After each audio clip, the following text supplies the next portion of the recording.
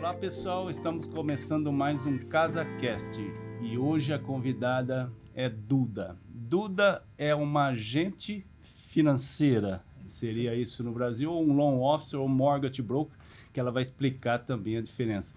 Mas antes de explicar essa diferença, Duda, eu gostaria que você primeiro se apresentasse, falasse um pouco de você, o que levou você a ser o que você é hoje, que para mim é uma das melhores. A casa, inclusive, te adotou aqui como uma aliada nossa, né? Vamos dizer assim. Que bom. Então tá, a palavra é toda sua. Vamos lá? Muito obrigada por me receber aqui hoje, pela oportunidade também, né, de estar participando do podcast da casa. É uma honra para mim. Assim como foi uma honra conhecer todo mundo graças a você, Marcelo. A casa tem um lugar especial no meu coração. Mas eu sou do Rio, né? Sou carioca. Uau! Tô aqui, nossa, nem sei te dizer, já há 28 anos. Então, eu fiz high school em Miami. Comecei a trabalhar muito nova, 14 anos eu já estava trabalhando, 16 anos eu já era gerente de um escritório e tal. Eu já trabalhava em real estate, só que eu fazia aluguel. Você entrou por Miami. Então Por você Miami, eu Miami. era tipo uma gerente, eu fazia tipo um property managing e leasing num prédio em Aventura. E aí, aconteceu 2008, a gente teve muito foreclosure, eu fui a última pessoa a sair desse projeto. E ali foi como eu iniciei no real estate, na verdade. Aí vim para Orlando, abri uma companhia de flipping com meu irmão menor. E a gente fazia para vários investidores, comprava casa no leilão, reformava, revendia. Foi um mercado que saturou depois de um tempo. Todo mundo que chegava fazia flip, né? E uma das propriedades que a gente comprou não estava vendendo tão rápido quanto a gente esperava. E a gente pensou, bom, vamos colocar um mortgage, vamos botar para alugar. No que a gente, né, deixa o mercado dar uma esquentadinha, porque você sabe que o mercado aqui é de ciclos, né? Correto. E dentro desse processo, fazendo a pré-aprovação, o meu pensamento foi, gente, eu posso fazer isso aqui de uma maneira muito mais simples. Eu faria assim, faria assado.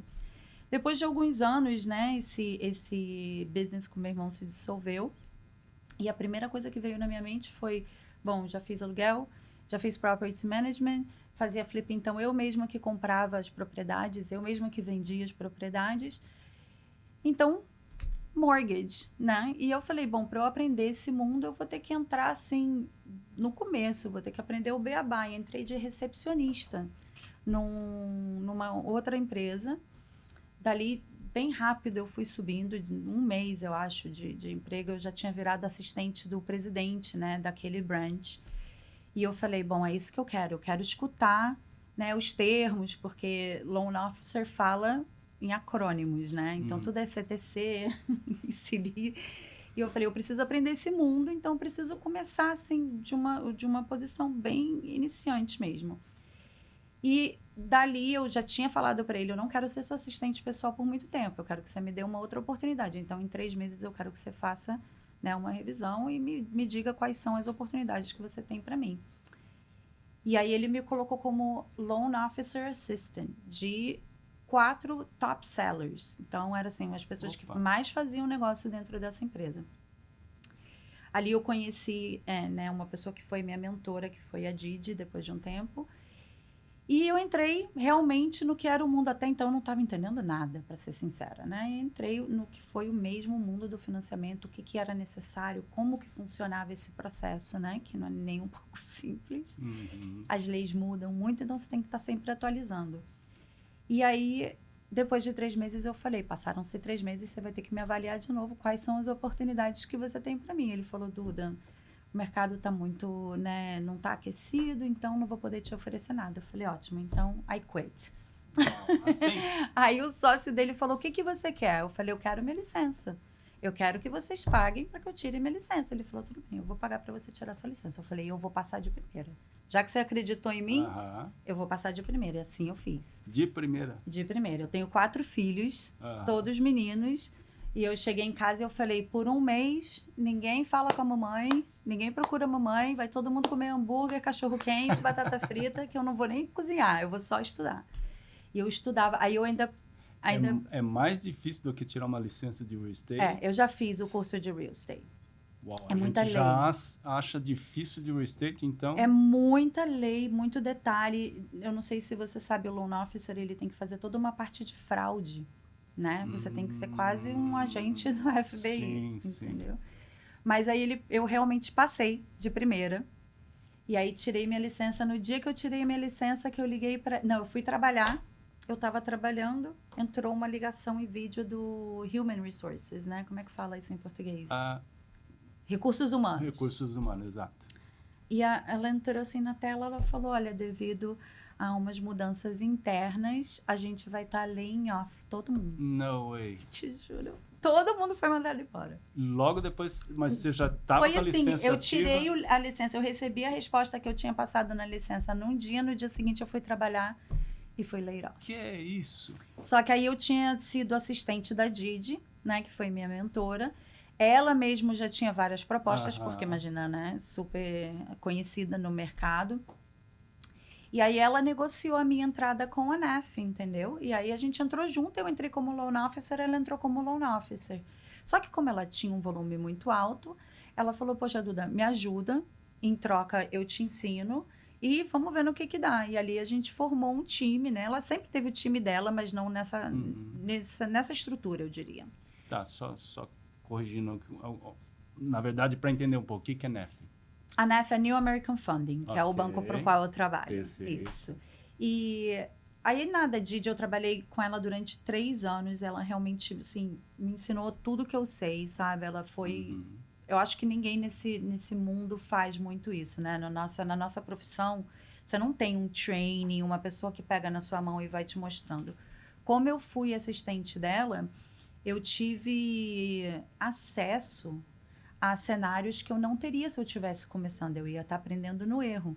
Então, eu já tive isso como um benefício. Eu vi situações com os empréstimos dela que eu ajudei a resolver, que eu não teria tido, né, se eu não estivesse com ela.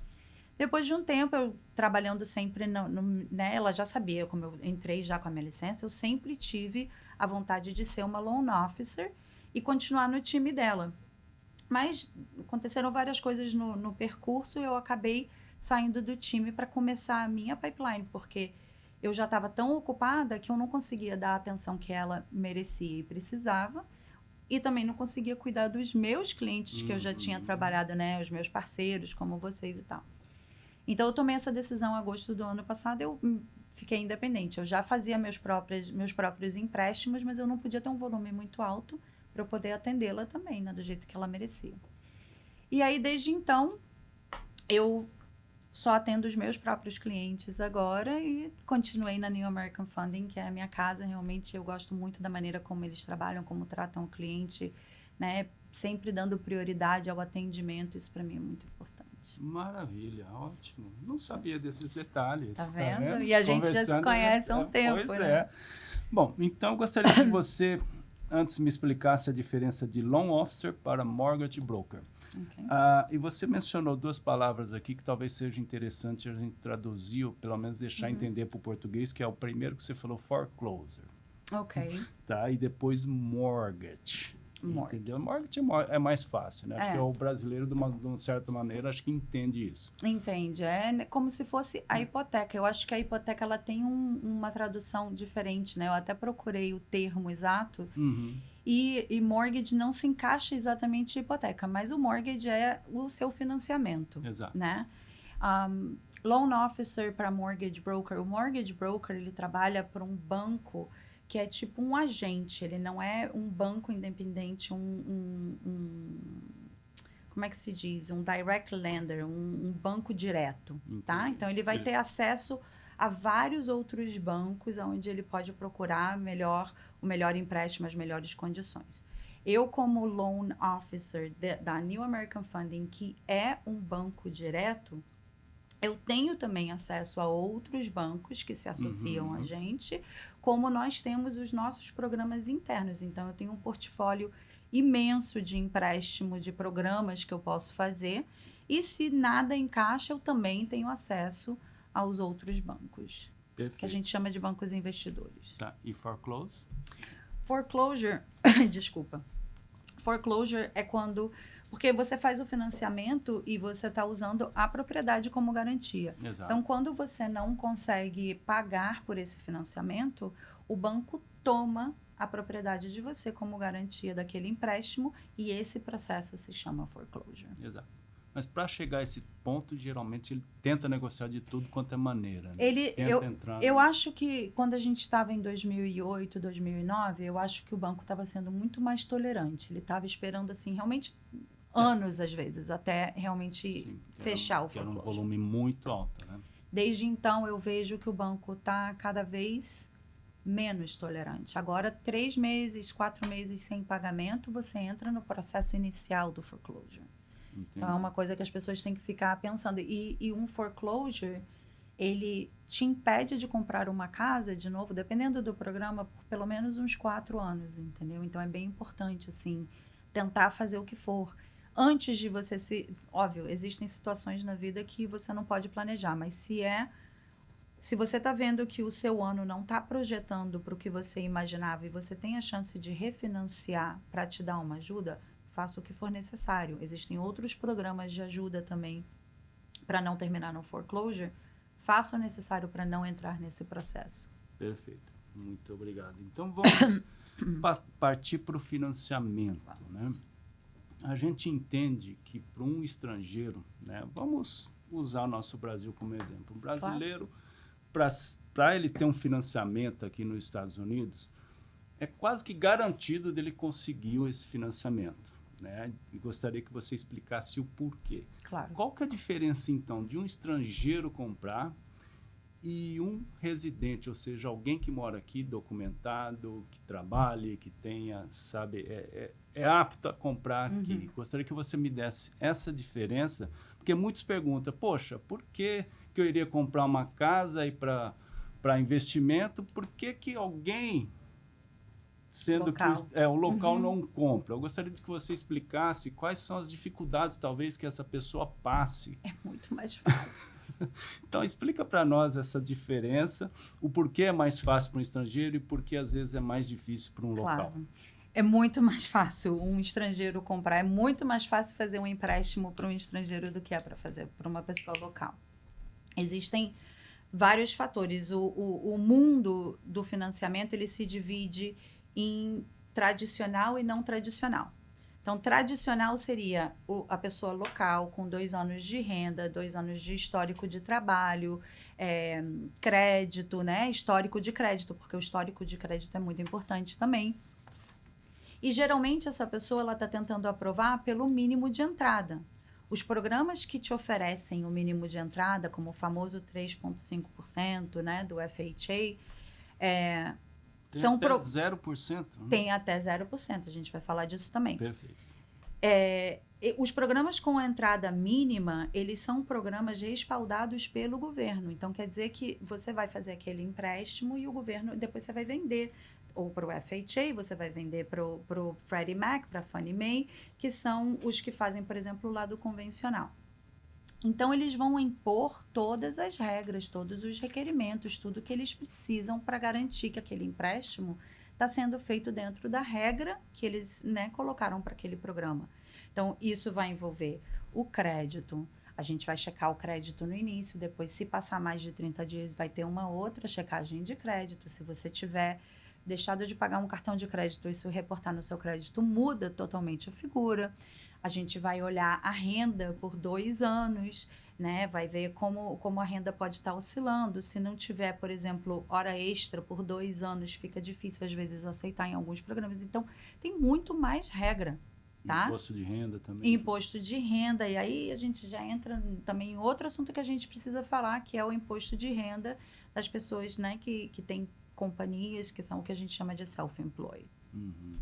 No lado do estrangeiro, se você quiser dar o mínimo de entrada, que seria 25% para o estrangeiro, você tem que apresentar renda sim, tá? Mas no nosso caso, na New American Funding, você apresenta renda através de uma carta feita pelo seu contador. Só isso? Só isso. Então, Mas precisa ser uma carta documentada, uma carta assinada pelo seu contador. Só assinada. Não precisa ser notarizada nem nada parecido. E eu vou precisar da licença do contador. E esse contador, no final, ele vai receber um e-mail só falando, você confirma as informações dadas e tal, e ele vai falar que sim e assinar um documento eletrônico, entendeu? Ou seja, o contador não precisa ter medo, porque não teria Nenhum. nenhuma... Ele está dando a renda de 2 anos e a renda, por exemplo, se a gente estivesse fazendo um empréstimo hoje, eu ia te pedir 2 anos e o que foi feito em 2026, desde janeiro até agora. Entendi. Tá? E essa renda ela tem que ser o suficiente para comprar o imóvel mais ou menos dentro das mesmas diretrizes do local. Mas tem um pouquinho, assim, mais fácil seria o que eu sempre recomendo para o investidor. Né? Às vezes o investidor ele não tem nem tempo e nem está com vontade de ficar apresentando tanta documentação, pedindo para o contador isso e aquilo. Existe um programa chamado DSCR que ele é focado, e até uma garantia para o seu investidor, ele é focado na rentabilidade daquela propriedade, no valor do aluguel que ela vai trazer para o comprador. Como assim? Então, a gente vai fazer o appraisal, que é uma avaliação sobre o valor do imóvel de compra e venda. Adicional a esse relatório, a gente vai pedir o rental income daquela propriedade, que é a renda trazida pelo aluguel. Então, contanto que o valor que volte nesse appraisal, nesse relatório, cubra os gastos mensais daquela propriedade, aprova o empréstimo. Não depende da renda da pessoa. Se subiu, se desceu, o que aconteceu, se pode confirmar, se não pode certificar. Ele vai em cima. Agora, como a gente está num momento de juros muito volátil por tudo que está acontecendo no mundo, eu sempre aconselho o investidor a colocar pelo menos 30%. O mínimo é 25%, tá? Mas eu sempre aconselho colocar 30%, porque a gente depende desse gasto mensal para ficar redondinho e entrar. E, obviamente, eu sempre faço as minhas próprias análises. Quando o investidor chega, eu já pergunto, você tem uma propriedade? Não tem uma propriedade? Quando você tiver 3 propriedades que te interessam, me avisa, eu faço uma simulação. E aí a gente vai saber se vai passar, se a gente precisa colocar um pouco mais de entrada, se precisa comprar ponto. Sempre existem estratégias. Mas a diferença principal entre um estrangeiro e um local é essa. As regras são muito mais... não diria fáceis, mas os requisitos são menos do que para uma pessoa local. Entendi. Entendeu? E precisa o quê? Eu sei que você precisa ter um passaporte válido. Para alguns programas, tá? Para alguns programas, exato, porque hoje em dia, como a gente tem o fechamento à distância, que é o run closing, né? Onde você entra Vocês trabalham com esse... A gente trabalha com run closing, então... Que muitos não têm. Não. Qual que é o motivo de... Eu acho que não é ainda um processo que está muito conhecido no mercado e como você faz, né, a notarização toda eletrônica, algumas construtoras ainda não aceitam. Eu acho que a D.R. Horton não aceita de jeito nenhum. A Pulte aceita, a Lennar eu acho que aceita também. Então, vai caso por caso, tá? Alguns bancos não gostam de trabalhar com RON, a gente não se importa. Contanto que a casa de título esteja de boa, a gente aceita também. Então, por isso a gente se associa à casa de títulos que trabalhem com isso também para oferecer, né, mais opções ao nosso cliente. Mas hoje em dia, como a gente tem o RON e o cliente não tem a necessidade de entrar nos Estados Unidos para assinar, alguns programas aceitam até que não tenha visto, contanto que você tenha o passaporte válido. Mas o passaporte tem que estar válido. Sim. Não pode ser um documento brasileiro que eles não vão se identificar. Tem que ser um documento internacional, o passaporte entraria nesse requisito. Então, visto... sempre bom. Eu sempre aconselho. Né? Passaporte, visto, 2 meses de extrato bancário. E isso é um assunto polêmico. O extrato bancário para gente aqui é o extrato que sai todo mês fechadinho, né? Mês de junho, você fez... ao final do mês. Exatamente. Entrou com tanto de balance, gastou tanto, fechou com tanto. No Brasil, nem todos os bancos a gente consegue exatamente nessa estrutura, entendeu? Então, aí é onde eu acho que o estrangeiro tem um pouco mais de dificuldade. É entender o que o banco quer e aceita como... Mas, Duda, aqui está mostrando, eu entendo, mas o banco só aceita assim. E como a gente está pedindo um empréstimo para o banco está fazendo, né, assessorando ali qual é o risco que ele tem para te emprestar aquele dinheiro, então ele quer o documento dessa forma e não tem o que eu possa fazer, tem que ser daquela forma. Então, eu faço toda essa ajuda, eu pego realmente na mão do cliente desde o começo e não solto nunca mais. Você sabe que eu continuo falando com os meus clientes depois de anos, né? Eu tenho certeza. E aí eu ajudo ele a fazer todo esse trabalho. Quando não dá certo, vai para o banco, imprime e pede para eles carimbarem. Pronto, resolvido. Tá? Então, 2 meses de extrato bancário, uma carta de referência bancária, porque a gente não tem como checar o crédito daquele investidor aqui, daquele estrangeiro aqui. Então, essa carta de crédito é mais ou menos a referência de crédito que o banco pede. Sobre sigilo também, né? Vocês mantêm isso sobre sigilo. Explica para nós, porque às vezes nem o corretor tem acesso. Não. Explica inclusive, um pouco sobre isso, porque é segurança, correto. Né? Porque às vezes o empresário ou quem quer que seja, que a gente entende, né? Que o brasileiro, de modo geral, só nega alguma coisa ou alguma coisa não é apresentado. Explica para nós essa segurança, quando um documento chega na sua mão, explica para nós como funciona. Como nós somos um banco e até um mortgage broker teria que seguir as mesmas regras. A nossa licença exige que a gente siga todas as regras de uma instituição financeira. Inclusive, eu estava até comentando antes aqui com você sobre fraude, tudo isso a gente tem que fazer um estudo de fraude. Então, dentro dessas regras, é a privacidade do cliente. Você, como corretor, se falar, Duda, me manda o extrato do... Não vou te mandar. Exato. Me manda o passaporte, pede para ele. Eu vou pedir para o cliente, olha, você pode mandar o seu passaporte para o Marcelo?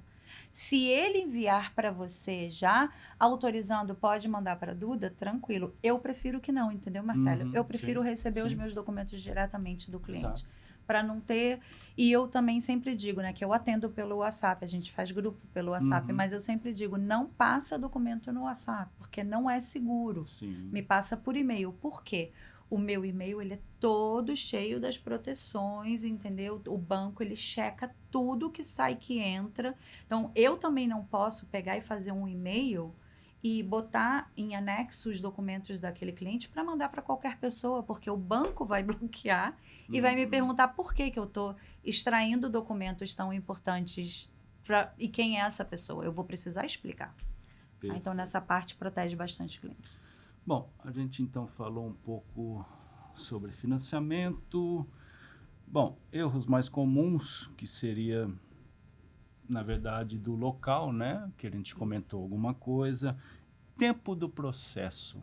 Porque eu sei que tem uma diferença, né? Para o local, para o estrangeiro. Explica para nós um pouco sobre isso. Eu diria que para todos os empréstimos, um mínimo de 30 dias é o mais confortável para o cliente também para o processo não ser intenso e o cliente não ficar naquela ansiedade, que dá muita ansiedade. Uma coisa que eu sempre escuto, aí Duda, nem dormi hoje. Então, eu digo que para um processo local, se você não puder me dar 30 dias, a gente pode fazer em menos. Eu já até te comentei que eu já fiz em muito menos do que isso, mas é intenso, tá? Então, a primeira coisa que eu falo para o cliente é, olha, eu compro a briga, mas você tem que comprar junto comigo. Se eu te pedir um documento, tem que ser assim, rápido, para eu poder ter tempo de fazer, né? Porque lembra, atrás de mim tem todo um time. Então, eu vou fazer as verificações iniciais, mas depois eu vou mandar esse caso completo para minha processadora. Ela tem uma licença. Ela tem que fazer as verificações dela. Porque se alguma coisa estiver errada e a gente tiver uma auditoria, ela responde, eu respondo, o banco responde, todo mundo entra na dança. Então, atrás dessa processadora vai ter o famoso underwriter, né? Que seria, eu acho que um agente de verificação de crédito. Eu digo, a maneira como eu explico para os meus clientes é, eu sou sua advogada, ele é o nosso juiz, tá? Então, eu tenho que provar o nosso caso para esse juiz e ele tem que acreditar em toda a estrutura que eu estou apresentando para ele. Para mim, essa é a função do underwriter. Esse underwriter também é licenciado, ele também está protegendo ali o dele, porque o nome dele vai no empréstimo, tá? Então, talvez, assim, o que eu mais sinta como erro é esse entendimento, é a documentação, como você tem que manter a documentação, por que tem que atualizar tanto, do começo até o fim você vai entregar documento, porque o banco precisa entender tudo aquilo que a gente está apresentando para eles para poder se sentir confortável em emprestar o dinheiro. Perfeito. Me diga um pouco, e os mitos que a gente escuta por aí? né? Tem vários, né? Só pode comprar com 20%. Não pode comprar se o crédito não tiver em 700. Isso tudo não existe. Que mais? Outro mito que você escute por aí? O que eu mais conheço seriam esses, né?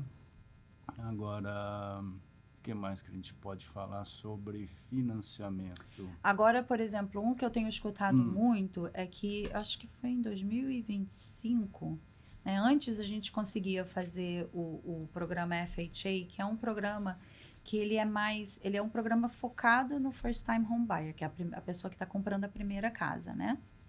Não quer dizer que você não possa comprar e financiar como um FHA uma segunda casa. Você pode, mas existem regras. Essa casa ela tem que estar 100 milhas de distância, existem os requisitos.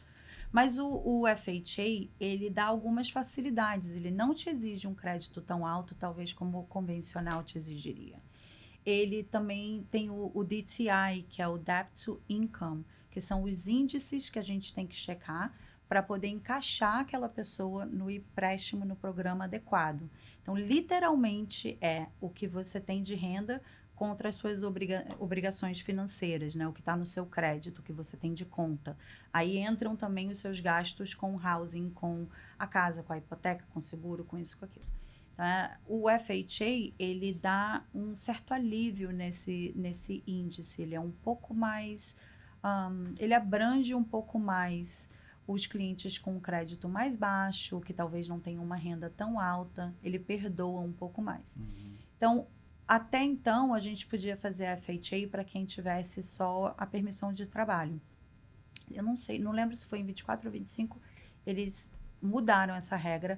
Agora, para fazer a FHA, você tem que ter o Green Card. Não pode ser só com permissão de trabalho. Então, quem tiver permissão de trabalho só se encaixa ou num convencional, ou então no extrato bancário, nesses programas adicionais, que também se encaixam em não tradicionais. E aí a pessoa fala, mas Duda, então com convencional agora eu não vou conseguir mais dar uma entrada baixa. Aí é onde entra aquele dos 0%. A gente tem uma cartela enorme de programas de ajuda do governo, que se chamam Down Payment Assistance, que a gente, como Loan Officer, chama de DPA, tá? Esses programas, eles entram e eles te dão, às vezes, em alguns deles, 5%, em alguns até mais, tá? Tem programas no nível federal e tem programas locais. Então, cada condado tem os seus programas também de ajuda para o down payment, tá? Para a entrada do seu cliente. Então, que é a parte mais difícil, que é a parte mais difícil. Então, existe programa convencional que o seu cliente vai dar 0% de entrada, porque a gente vai adicionar um down payment assistance naquele empréstimo para cobrir essa entrada que ele tinha que dar. Ele vai ter que ter algum investimento do bolso dele, sim. Ele vai pagar pelo appraisal. Ele precisa também demonstrar que ele tem alguma renda, porque vai ter gastos de closing, tudo isso. Mas o último caso que eu tive, a gente conseguiu fazer um financiamento para um cliente em Sarasota. Ele comprou uma casa de, acho que era mais ou menos 320 mil. Nós adicionamos um Down Payment Assistance e esse programa em especial eu achei maravilhoso, porque ele deu 5% de ajuda para esse cliente e ele é perdoável em 5 anos. Ou seja, ele mantendo a casa, sem vender a casa, sem refinanciar, em 5 anos ele não precisa devolver esse dinheiro. E ele recebeu $12 mil de ajuda. Em 5 anos apenas? Em 5 anos apenas. E ele fechou com $4 mil de investimento dele. Ou seja, ele trocou um aluguel... Muito menos que um aluguel, porque um aluguel você vai ter que dar primeiro mês, segundo, último mês e um calção, né? Qualquer aluguel hoje é $2.500. A gente fez as contas e eu falei para ele, nem dava para você alugar um apartamento pelo que você pagou. Para não dizer que foi 4 mil, foi 4.550 por causa do appraisal. É o que eu percebo, tem muitos locais aqui que não acreditam, entendeu? Que ele pode sair do aluguel e tá morando na casa própria. A regra, Marcelo, é que não existe regra.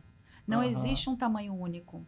Entendeu? A gente precisa, por isso que eu sempre te falo, Marcelo, preciso ver. Preciso olhar o crédito específico daquela pessoa. E aí entra também o que, mas o meu amigo fechou. Eu não sei o crédito do seu amigo. Uma coisa que é muito, muito, muito importante, que eu acho que as pessoas não se dão conta, é a maneira como você move o seu dinheiro no seu extrato bancário. Porque lembra que o banco vai analisar tudo. Então, quando esse underwriter, que é o tal do juiz, entrar para analisar o empréstimo, ele vai entrar em todos os detalhes do seu extrato bancário. Então, por exemplo, se teve um caso agora que a gente estava analisando os extratos bancários de uma cliente e tinha ali um pagamento que ela fazia todo mês para Camping World, que eu acho que é um RV, sabe? Um trailer desses, né? Não saía no crédito dela, porque tá no nome da empresa. Entendeu? Mas no extrato bancário pessoal dela saía. Então o banco falou para mim, você vai ter que adicionar esse gasto. Porque por mais que esteja no nome da empresa, tá saindo do extrato pessoal dela. Olha, são detalhes que às vezes você que a gente não pensa, entendeu? Então é muito importante para uma pessoa como eu poder analisar o caso de alguém. Às vezes eu sinto assim que os clientes ficam um pouco assustados com a quantidade de documento que eu peço inicialmente. E eu peço essa quantidade de documento exatamente para dar uma segurança para o seu cliente. Às vezes eu demoro um pouco mais para pré-aprovar porque eu te falo, Marcelo, peraí, deixa eu ter certeza, porque eu não quero depois te dar uma carta de pré-aprovação, você entra em contrato com o seu cliente, na hora que a gente vai processar, porque o imposto de renda, não, eu já sei o imposto de renda, eu já perguntei, a gente já fez essa análise, já tem uma estratégia planejada para aquele cliente. Porque eu tenho muita gente que fala, não, eu já pré-aprovei ele de imediato, mas não checou nada. Nada. Só no que a pessoa falou. Exato. Então, cria uma expectativa, muitas vezes, que vai frustrar a pessoa e, às vezes, não demora muito. Mas existe a pré-qualificação e a pré-aprovação.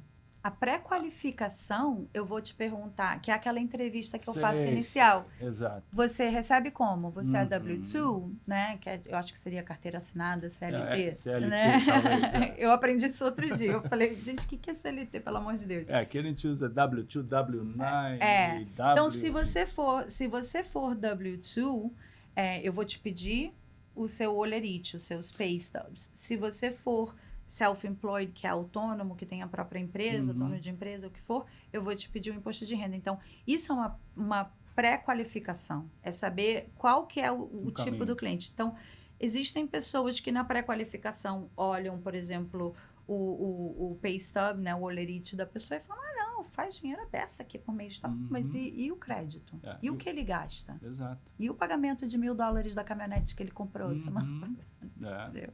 Então, tudo isso entra ali. E eu vejo também, Duda, que, por exemplo, no Brasil a gente usa aqueles grandes bancos para fazer empréstimo. E eu vi que aqui é diferente. A gente pega, por exemplo, um Bank of America, o Wells Fargo até pouco tempo fazia também, né? Tinha um programa bom. E os outros bancos ali. E eu vejo que, às vezes, o banco aqui não é nem conhecido. E começa a fazer esses financiamentos. Tem segurança, é seguro, talvez uma quantidade de banco que você tenha disponíveis, vamos dizer dessa maneira, né? Sim. E eu percebi também que, às vezes, nem completa a primeira prestação, ele já passou para outra financeira. Esse é o negócio. Explica um pouco sobre isso. O balacobaco do financiamento. Na realidade, eu não posso te dizer assim, se é seguro para cada instituição, porque eu realmente procuraria uma instituição, pelo menos, que tenha, né, algum crédito. Eu procuraria conhecer um pouco mais, né, se é um banco novo e tal. Mas todos os bancos, eles vão ter que seguir as mesmas normas, tá? Principalmente se a gente for fazer um programa tradicional, FHA convencional, VA, né, que é para veterano, e o SDA, você vai seguir as mesmas regras. O que eles podem ter de diferente são esses programas adicionais, extrato bancário para estrangeiro, o P&L, que é o Profit and Loss. Nossa, tem muita coisa, tem muita opção, tá? Então, o banco, geralmente, que faz mortgage, por exemplo, a New American Funding, você não pode pegar uma conta corrente e uma conta de savings. A gente só faz crédito e financiamento imobiliário, tá? O Wells Fargo ou Chase, eles vão ter eles vão ser menos maleáveis, eles vão exigir um crédito quase que excelente e eles não vão ter a maneira de pensar como talvez, né, eu faço isso muito. Eu paro e penso fora da caixinha, peraí, só que não está se encaixando, vamos pensar qual é a solução. Essa jogada é que eu acho que um banco local não tem, até porque eles têm muito volume, então é tipo assim, ou encaixa ou não encaixa. Entendi. Que às vezes vai muito ali com as construtoras, né? Às vezes com as pessoas me perguntam, mas como é que você vai aprovar uma coisa que a construtora negou? Porque a construtora, ela não é um banco, ela tem um departamento de financiamento. Então, eles também vão exigir um crédito mais certinho, eles não vão elaborar muito na renda, eles não vão fazer 312 mil cartinhas, como a gente faz para explicar. Tipo aquilo, tem a listinha, se fugiu essa da listinha, ou encaixa ali, ou não encaixa, ele entendeu? não vai dar uma vírgula. Exato. Ali, né? Então, eu acho que, tipo assim, um banco como a New American Funding, como outros bancos que tem hoje em dia, que oferecem também programas excepcionais, a gente está sempre pensando um pouco adiante, entendeu? Mas, peraí, se eu, pelo menos, eu não vou falar dos outros, eu sigo essa regra. Se eu entender, por isso que eu gosto sempre de falar com o cliente, conta para mim, entendeu? Eu sou parte do seu time, então conta para mim, às vezes eu não vou nem usar essa informação, mas me dá um pouco do histórico. Eu entendendo a posição do cliente, como que aquilo aconteceu, já começa a sair na minha cabeça várias saídas. Peraí, a gente pode ir por esse lado aqui, vamos dar uma olhada no extrato bancário. Não deu certo? Vamos conversar com o contador pode explicar isso melhor. Você vê que A gente tá com um caso assim, né? Lembrei dele também. E aí a gente, né, não para manipular nada, mas às vezes o cliente não sabe te explicar por que o seu contador fez dessa forma. Exato. O contador me explicando já, na mesma hora nessa reunião com a contadora, eu falei, então peraí, então podemos fazer um profit and loss? Sim, podemos, apresentamos para ela e estamos esperando a resposta nesse momento. Eu ia fazer essa pergunta, como está meu cliente? Bom, mas eu já tive a resposta. Já, a Karina está lá checando. Que bom. E o que mais que a gente pode falar aqui que seja útil às pessoas? Principalmente, tá? A gente vê muita gente vindo do Brasil e eles têm muitas dúvidas que, às vezes, de cabeça que a gente não lembra. Mas, em geral, né? Quais são as perguntas, geralmente, que o brasileiro faz, ou as dúvidas que eles têm, né? Para comprar uma casa aqui, para passar por esse processo, entendeu? Às vezes tem herdeiro, às vezes não tem herdeiro, tem esposa, tem ex, não sei o quê, e por aí vai. Isso foi uma das coisas que mais me motivou, tá, Marcelo? Eu acho que a comunidade brasileira, ela estava muito sem atendimento no lado do financiamento. Então, né, as pessoas estavam fechando, comprando, mas não tinham, talvez, assim, essa experiência de ter uma pessoa que te dê o passo a passo. Agora, você vai receber um e-mail. Esse e-mail vai ter um link. Vamos junto. Entendeu? Então, eu via, por exemplo, até muitos clientes que estavam comprando segunda propriedade ou refinanciando e falavam para mim, Duda, não sei. Qual programa que você tem? Não sei. Qual a taxa que você tem? Não sei. Qual banco? Não sei. Porque realmente faziam meio que de olho fechado, entendeu? Assina aqui, assina ali, agora é assim, agora é assado, fechou, bum.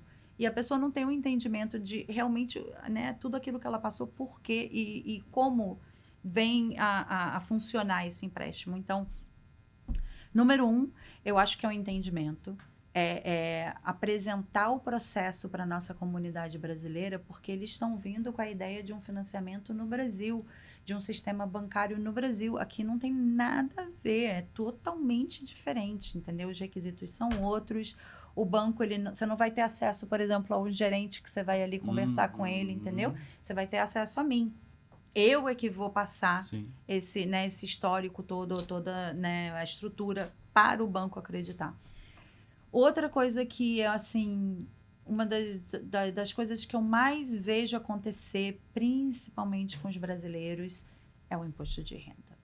Né? Todo mundo aqui tem uma LLC, você vai fazer prestação de serviço, realmente monta a sua LLC, faça tudo da forma correta, faça uma conta bancária para aquela LLC, divida o que é seu e o que é, entendeu, pago pela companhia. Porque se você tem uma empresa, se você é autônomo, o seu poder de compra é o que está ali no seu imposto de renda. E para consertar aquilo são 2 anos. né? A gente já passou por muitas situações como essa. Então, é o brasileiro entender que nem sempre descontar tudo para não ter que deixar dinheiro para o governo vai te ajudar, né, lá na frente. Então, talvez, né, em janeiro, quando você fez seu imposto de renda, você não estava pensando em comprar casa, mas e agora?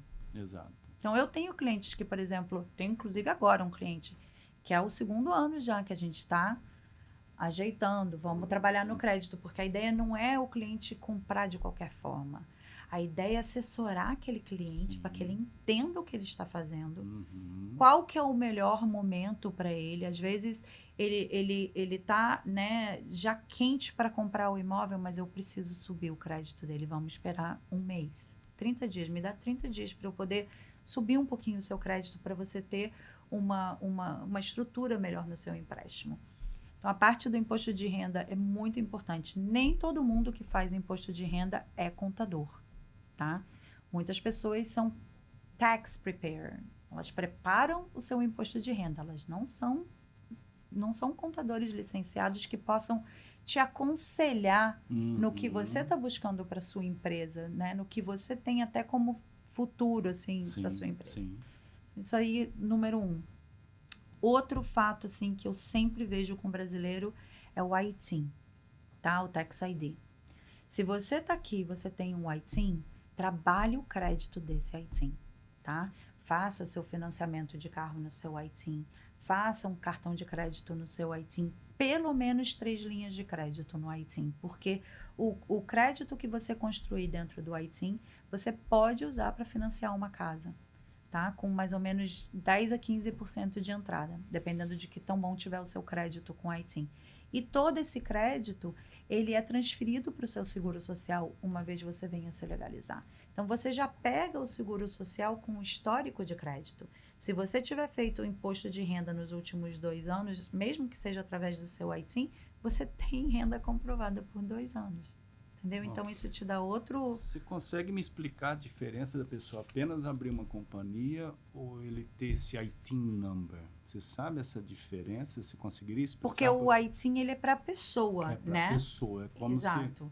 Então, vamos supor, por exemplo, um investidor comprou aqui, né? E ele comprou no nome de uma LLC para ter um pouquinho de proteção patrimonial, né? Todos aqueles benefícios que a LLC te dá. Quando o contador for fazer o imposto de renda daquela empresa, ele tem que distribuir para o dono. E o dono, se ele não tiver um ITIN, ele vai distribuir para quem? Então, aí, geralmente, eu vejo que os contadores ou os preparadores de imposto pedem, vamos criar um ITIN para você. Exato. Então, a pessoa vai ter o ITIN dela pessoal e vai ter o FEIN, que é o da empresa. Exato. Tá? Não sei se isso respondeu bem a sua pergunta. Não deu para entender. Tá? Uma outra coisa que eu escuto muito, e você é uma especialista talvez para responder isso. Dica. Eu moro no Brasil, mas eu tô indo para aí, tô me legalizando, assim que eu tiver o green card, eu quero comprar minha casa aí, porque eu sei que você vai dar menos de entrada. 2 anos. Pelo menos, né? Porque se ele entrar no meio do ano, ele vai perder aquele meio do ano e mais, então, na verdade, talvez seriam uns 3 anos Pode aí, ser, né? Pode ser entre 2 anos e 3 anos, mas a pessoa, muitas pessoas não têm realmente esse entendimento. Eles acham que os requisitos para você poder fazer um empréstimo com um mínimo de entrada é só você ter, né, a documentação. Você precisa apresentar histórico de crédito de pelo menos, né, um histórico sólido. Não precisa ter 2 anos completos de histórico de crédito, mas no final acaba se encaixando junto a isso. O histórico de trabalho a gente pode usar. Se você era dentista no Brasil e veio para cá, se legalizou e tem um emprego como um W2, que é CLT, como dentista, assistente de dentista ou qualquer coisa relacionada, a gente usa esse histórico do Brasil. Mas você vai precisar criar o crédito. Não tem como. E aí eu preciso também provar que a pessoa tem, né, a documentação, o green card, o work permit, quando que foi tirado, tudo isso vai entrar na jogada. Então, ou seja, muitas vezes é preferível ele comprar por lá já. Com certeza, que é aquela história que a gente estava conversando. Qual que é o melhor momento? Sim. É agora. É. O melhor momento agora, principalmente na Flórida. A Flórida, lógico, né? A gente tem os ciclos, que a gente estava até conversando Sim. sobre isso, os ciclos do mercado imobiliário. Uhum. Mas você tendo esse entendimento, você acaba tendo sangue frio para entender, ok, Sim. quem a gente está dando a volta de novo lá para frente. Sim. Vai começar a valorizar na mesma moeda que a gente estava antes. Exato. Então, mas o juros está muito alto, eu vou esperar cair. Quando os juros cair, as propriedades sobem. É uma gangorra, né? É uma gangorra. Subiu de um lado, abaixou do outro. Para mim, essa história de, Duda, quanto que é a taxa de juros? Gente, óbvio que é importante a taxa de juros, mas é mais importante o valor se encaixar nas suas contas. Tipo assim, se a taxa é 7 ou se ela é 6,5, o que você tem que olhar é aquele pagamento mensal. Entrou, encaixou, a taxa ela é refinanciada. Sim. Entendeu? A gente fala até case com a casa e namore a taxa. Porque a taxa, ela muda. Ela pode ser refinanciada. A gente tem outras estratégias que a gente pode usar também, que, né, se encaixam para poder reduzir a taxa, talvez, nos primeiros anos. Depois ela é reavaliada. Então, tem muita coisa que envolve tudo isso. Então, o melhor momento de comprar é sempre o momento que for...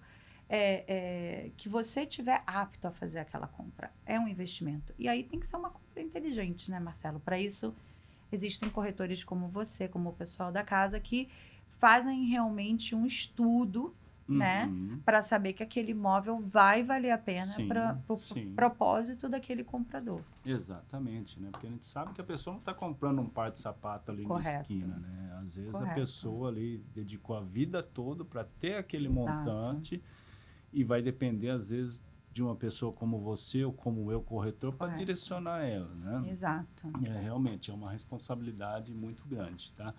Isso. Então, o que mais que talvez a gente poderia passar para os nossos telespectadores, vamos dizer assim, né? Que você acha conveniente para que as pessoas entendam um pouco mais, né? Porque a gente também pode fazer um pré-pagamento, né? Eu sei que tem alguns tipos de financiamento que eles têm algumas penalidades por algum período. A de estrangeiro geralmente é o que mais tem a penalidade de pré-pagamento. A gente trabalha muito com 3 anos, ou seja, você só pode quitar essa dívida depois no 4º ano, senão você paga uma penalidade, acho que é de 5%. Então, mas vai depender do momento do mercado, porque às vezes o juros está tão alto, tão baixo, né, que você justamente teria que avaliar isso, porque a gente sabe que aqui é como a gente falou de início, né, é um ciclo, né? Então... e depende muito da meta daquele cliente. Duda, eu estou buscando essa casa para investimento, vou deixar lá alugada de Airbnb. 3 anos não é nada, 3 anos passa assim, entendeu? E se quiser, né, quitar a casa antes ou vender a casa antes, você vai pagar dentro da transação, entendeu? Vai sair meio que elas por elas. Eu acho, assim, o mais importante é fazer essa análise. Primeiro, não tem custo. Entendeu? Então, Duda, não, eu acho que não é o melhor momento. Como é que você sabe? Não consegui ver nada, entendeu? Então, aproveitem, assim, eu diria para os clientes, para as pessoas que estão escutando a gente, aproveitem o fato de vocês terem uma pessoa, um profissional, que vai analisar aquilo para você e vai te dar um caminho. Faça isso. Eu, pelo menos, trabalho dessa forma. Eu tento não negar as pessoas. Eu falo, bom, não foi agora. Mas se a gente mudar isso aqui, vamos subir o crédito assim, vamos fazer assim, olha, paga... Uma das coisas muito importantes, se você tem uma empresa, faça o pagamento do seu carro do extrato bancário da sua empresa, porque a gente pode excluir esse pagamento do seu crédito se a gente tiver 12 meses de comprovação. Entendeu? Então, eu faço toda essa análise, dou todas essas dicas e dou o caminho para o cliente e fico checando daqui a 3 meses... Tudo bem? Fez o combinado? O que você conseguiu resolver? Isso. Então, daqui a 3 meses eu te ligo de novo até a gente conseguir colocar o cliente numa posição onde vai ser um benefício para ele fazer aquela compra e não um castigo depois, né? Para o lado do banco, quando ele está fazendo financiamento, qual que seria melhor ele financiar uma casa talvez usada, uma resell, uma revenda, ou geralmente eles preferem, é mais fácil você conseguir um financiamento de uma casa Uma nova, casa por nova. exemplo, que tem algumas garantias que a revenda não tem.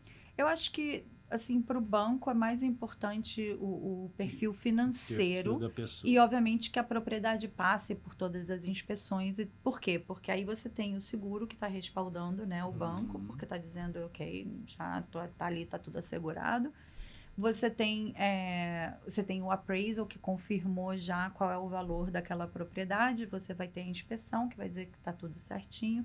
Então, eu acho que o banco, obviamente, uma casa nova tem garantia, né? O seguro é mais novo, ela é mais fácil de ser revendida. Então, eu acho que o banco até, assim, por esse lado, pode achar um pouco mais fácil uma casa nova, mas eu não vejo que isso determina muito, não, Exato. a aprovação ou não.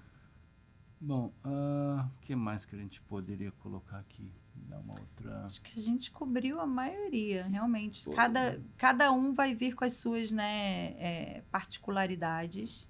Há uma coisa muito importante: a movimentação de dinheiro. Entendeu? O banco, uma das coisas que o banco vai focar mais do que qualquer outra coisa é a origem dos fundos. Todos os fundos vão ser verificados. Se você tiver muitos depósitos no mesmo dia, a gente vai querer saber qual foram a origem. Um por um, não é? Exatamente, dependendo do valor. Eu tive um cliente assim, que ele esperava o dólar abaixar e mandava. Exato. Aí esperava achar dinheiro e mandava. Ele teve um trabalho incrível, que às vezes ele tinha 3, 4 transações num mês.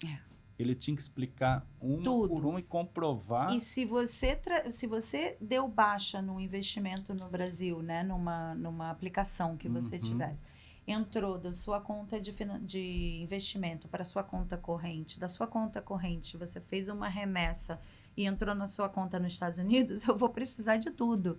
Eu vou precisar do extrato da conta de investimento, vou precisar do extrato da conta corrente mostrando que esse dinheiro entrou da conta do investimento, o recibo da remessa, demonstrando quanto foi em real, quanto foi IOF, para bater ali no dólar. E aí eu vou precisar do extrato dessa conta dos Estados Unidos também para poder ver esse dinheiro entrando. Então, isso assim é muito importante para o banco, é a origem dos fundos.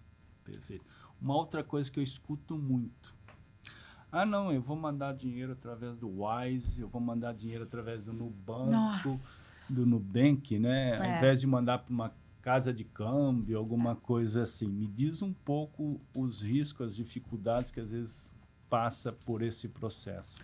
O que acontece? Se esse banco não te oferecer o extrato da maneira que, né, na estrutura que o banco aceita, esse dinheiro é inexistente. O banco não conta. Então, vamos supor, você transferiu pelo Nubank, é bom usar como exemplo, porque ele é muito difícil de trabalhar o extrato dele, puxar, ele não tem um acesso incrível para o cliente, tá? Eu não sei se é o Nubank que você só acessa pelo celular, que não tem como você entrar pelo computador, então dificulta muito, às vezes, o processo. Então, vamos supor, Duda, eu transferi $100 mil, mas você não consegue extrair um extrato correto daquele banco para me enviar? Esses $100 mil para mim não existem. Eu não posso contar com eles, porque eu não tenho como verificar a origem desses fundos, como que eles entraram ali, passou pelo Nubank, me dá o extrato do Nubank. E o extrato ele não pode ser só tirado do portal do banco. Ele precisa ser feito o que a gente chama de imprimir como PDF, com o cabeçalho. Se meus clientes estiverem escutando, eu vou falar, é isso mesmo. Porque no Mac é muito difícil de fazer para que saia. Sabe quando você tem alguma coisa que você imprime da internet e sai um códigozinho no embaixo. Fim? O HTML. Não aquilo pode. Tem que sair tem com que sair aquilo com ali. Aquilo? Porque ali o banco vai copiar aquele código, vai colar na tela, né, dele e vai ver que aquilo ali veio exatamente do portal do banco. Então, aquilo é o que legaliza o extrato bancário para o banco. E, às vezes, é impossível. Certos bancos não oferecem. O Inter também eu tive problema com isso. Porque se não me engano, tem um limite, né, de valor que você pode mandar, não é isso? Tem o limite de valor. Cada banco tem um limite diferente. Acho que agora, como também aumentou o IOF no Brasil, se for para investimento, tudo isso tem a ver, entendeu? E tem outra também, quando você manda por câmbio, o câmbio sabe como Exato. trabalhar e diminuir esse IOF. E né? quando Isso, você além manda... da segurança, Exato. né? E quando você manda pelo câmbio para fazer compra de imóvel, geralmente, por exemplo, eu trabalho com muita parceria, você sabe disso. Uhum. Então, os parceiros que eu uso, eles já sabem o que eu vou pedir. Exato. Então, você já vai... Eu já faço, assim, um referral para essa pessoa, ele já sabe, Duda, já sei. Você vai querer toda a documentação, uma prova de sangue. Ele já Exato. tem a documentação que eu preciso, facilita muito o processo. Mas Uhum. eu entendo, por exemplo, que as pessoas ficam tentando analisar onde o câmbio está melhor, né? Porque Sim. a diferença do dólar para o real é gritante. Então, Uhum. né, essa conversão realmente é uma preocupação para o investidor. Mas a gente tem que pensar em tudo, não só no câmbio. A gente tem que pensar também se aquilo ali vai te impedir de fechar no seu investimento, na sua segunda casa, na sua casa de férias, pela documentação. Perfeito, ótimo, maravilha. Tá? Então, a dica seria, sempre me pergunte. Pergunta para Duda. Com certeza não custa nada, né? Pergunta pra Duda. E aquilo que a gente falou de início, né? Você tem uma segurança, você Correto. tem uma equipe trabalhando para você, porque a gente tem parceiros muitas vezes, entendeu? Porque a gente descobre quem é a pessoa na dificuldade, né? Correto. E foi aí que você me ganhou, nas dificuldades que a gente passou. Entendeu? Justamente, eu lembro até hoje, foi uma casa nova, se não me engano, passou por 2 tipos Foi negada, é verdade. Foi negado, aí Isso. caiu na mão de quem? Caiu na Duda. mão da Duda. A Isso. Duda foi lá e ó, é assim que se faz. Se eu compro, né, o que o cliente está me explicando, quando realmente eu olho e falo, gente, não tem por que ser negado, eu vou correr atrás, eu vou brigar pelo cliente com E uma dentes. coisa, entendeu, que me chamou muita atenção, que eu não via nos anteriores que eu trabalhei, a atenção. Ai, obrigada. Eu mando uma mensagem, às vezes pode demorar, porque eu sei que a pessoa está ocupada, mas sempre me responde, sempre dá uma atenção, sempre dá um atendimento, entendeu? Porque às vezes a gente, corretor, fala, Duda, eu tenho esse cliente, estou passando para você, conversa com ele, vamos ver se a gente consegue aprovar. E aí você vai fazendo outras coisas, Com entendeu? certeza. E às vezes eu recebo mensagem da Duda, nossa, ainda bem que ela me chamou, já tinha até esquecido. Correto. Então, esse ponto eu achei muito interessante essa parte, tá? Dando essa atenção. E todos os clientes que eu passei, eles falam a mesma coisa. Nossa, obrigada. a Duda é excelente, a Duda é atenciosa. É intencional, tá? Isso aí é muito... profissional. Eu penso assim, como eu gostaria de ser tratada? Uhum. O que eu gostaria de receber? No seu caso, eu sinto que eu sou a sua caixa de ferramentas. Exato, né? Sem você eu não faço nada. Então eu preciso te responder. Você tem uma pergunta, eu preciso te responder, porque para você poder trazer mais clientes para gente, eu preciso te dar né, as ferramentas que você precisa. No lado do cliente, eu quero que aquele cliente siga trabalhando comigo. Eu quero ter um relacionamento de amizade depois com os clientes. Você vê que tem cliente que me liga, Duda, preciso fazer o Homestead Exemption, né? Que é o desconto que você tem no seu IPTU. É minha obrigação? Não. É meu trabalho? Não. Não é nem parte do que eu faço. Mas eu vou atender aquele cliente, porque eu quero que ele se sinta sempre respaldado.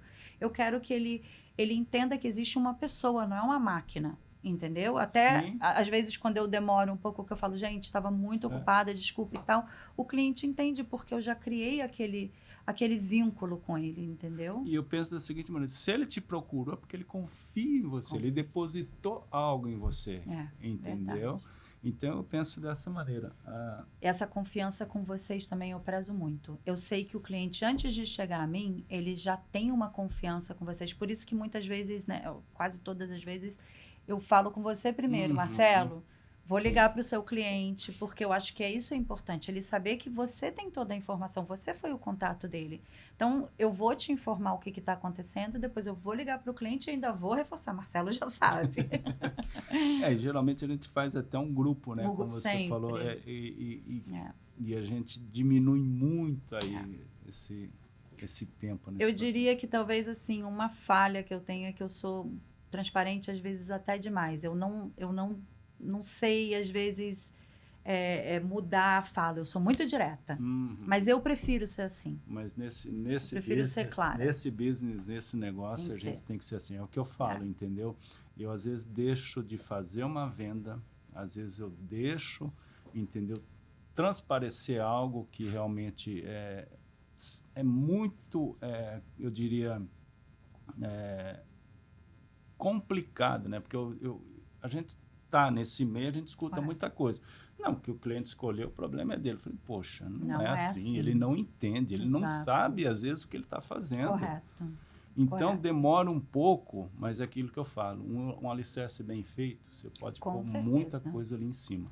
Leva mais tempo, mas mas eu durmo tranquilo. Eu durmo tranquilo. Eu falo a mesma coisa, pelo menos eu consigo chegar na minha casa e dormir tranquilo. Todas as pessoas, graças a Deus que eu atendi hoje, se tornaram meus amigos. É verdade, seus clientes são super queridos. Conversam comigo, batem um papo, indicam outras pessoas, entendeu? Verdade. Não tem compensação maior do que isso. Eu digo também, Marcelo, eu acho que, óbvio, né?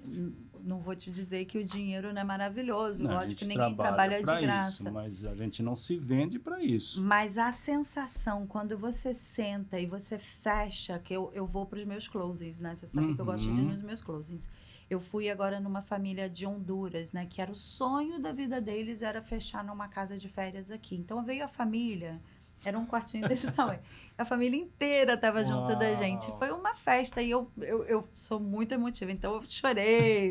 A esposa chorou, o cara chorou e ele falou para mim, uma das coisas que me fez ficar com você foi exatamente isso. Eu senti que você segurou a nossa mão e você falou, vamos junto. Isso... Lógico que eu amo receber meu cheque, amo, mas isso me dá não sei, um sentimento assim que eu tô fazendo algo certo. Eu tô conseguindo ajudar as pessoas a realizarem um sonho muito grande. A gente mexe com uma parte da vida das pessoas, seja a casa primária, seja uma casa de férias, o que for. É um momento muito importante você estar comprando aquela casa, pegando aquela chave, sabe? Então, isso dá realmente um sentimento muito gostoso. Exato. É o que eu sempre falo, né? A gente pode até errar, que nós somos humanos, né? A gente não domina tudo, mas foi com a intenção de acertar. De acertar, sim. E a gente assume o compromisso. Com certeza. E assume o erro também quando precisa. Com certeza. Sempre, né? Com certeza. Então é isso aí, meu anjo. Muito obrigado. Marcelo, foi ótimo, entendeu? Espero ter ajudado vocês com esse bate-papo aqui. Se você tiver alguma pergunta aí do outro lado, se você tiver algum questionamento, fica à vontade, tá? Com certeza. Você vai ter as minhas informações aí. Então, que eu não souber responder, vai ter a Duda aqui, que é uma excelente profissional, vai poder ajudar vocês. Com certeza. E Orlando é uma cidade dos sonhos, ela está aqui 28 anos, eu já moro aqui há 31 anos, ou seja, de olho fechado eu ando aqui, né? Já vi isso aqui ser construído, né? Então é isso aí, Duda. Muito obrigado pelo ter doado esse tempo aqui para nós, ter dado essa aula aqui, muita coisa que eu aprendi hoje. Então agradeço a vocês que nos acompanharam até agora e até o próximo CasaCast.